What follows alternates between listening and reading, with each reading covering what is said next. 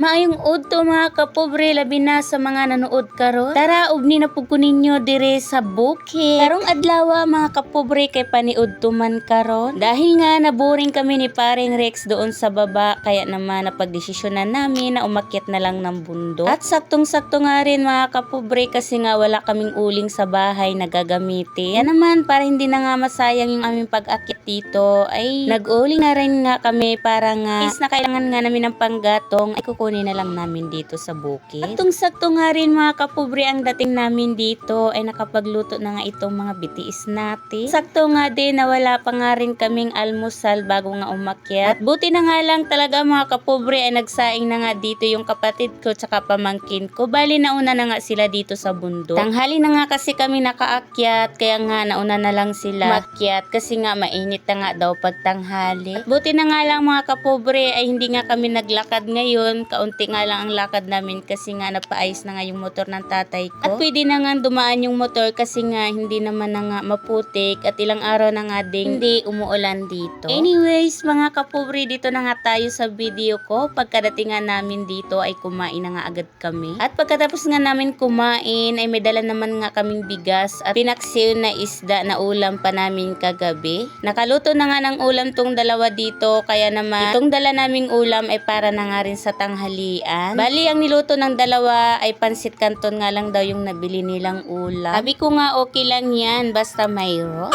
O, diba? At dahil nga naubusan ng panggatong mga kapobre pagsaing ni paring Rex, ay pinagpakuha ko nga muna siya ng kahoy na panggato. At ikot-ikot ka lang dito sa paligid ng bahay ng tatay ko mga kapobre, ay makakita ka na ng mga tuyong kahoy para panggato. O diba, hindi mo na kailangang lumayo para nga maghanap ng tuyong kahoy. Habang busy nga ito si paring Rex dito mga kapobre, ako naman ay inayos ko na nga yung aming pagkakainan para sa tanghalian at pinaghuhugasan ko muna yung mga pinggan. Bali nga nanguha nga kami ng mais sa tanim ng tatay ko para nga lagain namin para sa merienda, kaya naman sakto lang naman yung kinuha ko, yung para lang sa amin at hindi naman kami masyadong karamihan. At may batang nga nagsisipagan dito mga kapobre, ang ginawa niya pinagwawalisan niya nga dito yung harap. Abay, ang bait na bata mga kapobre. Pagkatapos siya magwalis ay hiningian nga ako ng 10 piso. Ay naku po. May bayad pala yung pagwawalis niya kaya naman hindi ko inutusan ay nagwalis talaga siya. Forward na nga